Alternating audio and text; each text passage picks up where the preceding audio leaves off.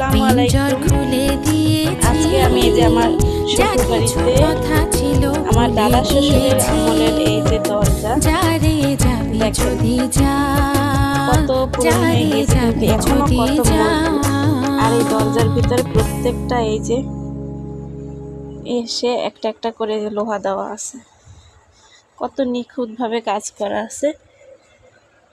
আর এই দরজা বেশি খোলা হয় না, এই দরজা বন্ধই থাকে, কারণ এই পাশে আমাদের কবুতর রাখা আছে। এই যে এই কবুতরের জন্য নেট দেওয়া, এই কারণে এই দরজা খোলা হয় না, কারণ এই কবুতরের ময়লাগুলো সব ঘরে আসে।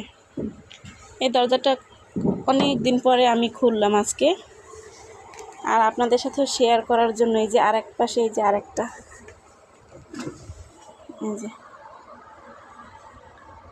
এখন আসলে এই যুগে কেউই এইভাবে দরজা বানায় না এত মজবুত করে। এই যে মনে হয় আরও 100-150 বছর আগের এই দরজা। এই একটা দরজাই আছে এই ঘরে, আর অন্যান্য দরজাগুলো সবই মেরামত করা হয়েছে, কিন্তু এই দরজা এখনও মেরামত করা হয় নাই। মেরামত করবে কি, একটা আর কি স্মৃতি রাখা আছে।